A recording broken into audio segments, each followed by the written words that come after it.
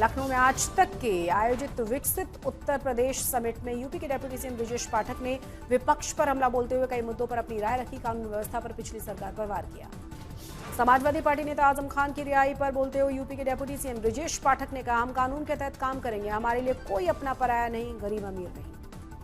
UP के कृषि मंत्री सूर्य प्रताप शाही ने दावा किया कि 2014 के मुकाबले किसानों की खुशहाली में दोगुना अंतर आया। कई फसलों की एमएसपी भी दोगुनी होने की बात कही गई।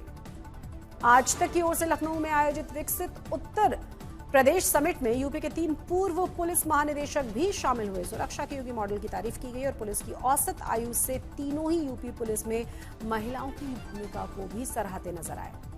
उत्तर भारत का सिलिकॉन सिटी सेशन में कई नामी कंपनियों के सीईओ और चेयरमैन शामिल हुए। शहर के इंफ्रा और युवाओं के भविष्य को लेकर एआई पर चर्चा की गई।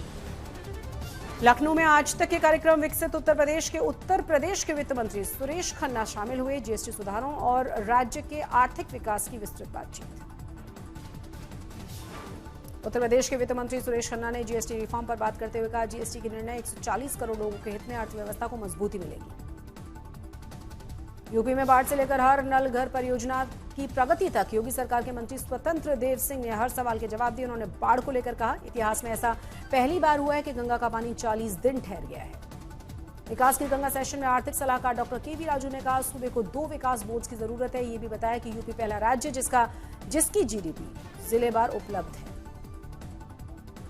नीति आयोग के सीईओ बीवीआर सुब्रमण्यम ने विकसित भारत के लक्ष्य तक पहुंचने के रोडमैप पर चर्चा की। कहा, विकसित भारत का लक्ष्य पाना है तो यूपी की जीडीपी को $6 ट्रिलियन होना ही होगा।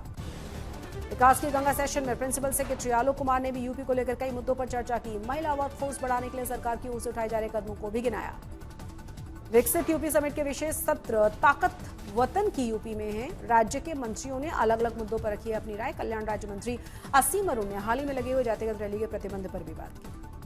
पर्यटन पर संस्कृति मंत्री जयवीर सिंह ने कहा, आज भी के राजनीतिक दल आज भी जातियों का इस्तेमाल कर सत्ता हासिल करने का प्रयास कर रहे हैं। योगी जी के सत्ता में आने के बाद विकास के नए आयाम। परिवहन राज्य मंत्री दयाशंकर सिंह ने कानून व्यवस्था पर बोलते हुए समाजवादी पार्टी पर निशाना साधा। परिवारवाद को लेकर अखिलेश यादव पर भी जमकर हमला बोला। विकसित यूपी वीरांगनाएं विशेष सत्र में लोक गायिका मालिनी अवस्थी, फैशन डिजाइनर तन्मय मनीष, माते के को फाउंडर प्रियंका चौधरी नैना और एशियन गेम्स स्वर्ण पदक विजेता सुधा सिंह भी शामिल हुए।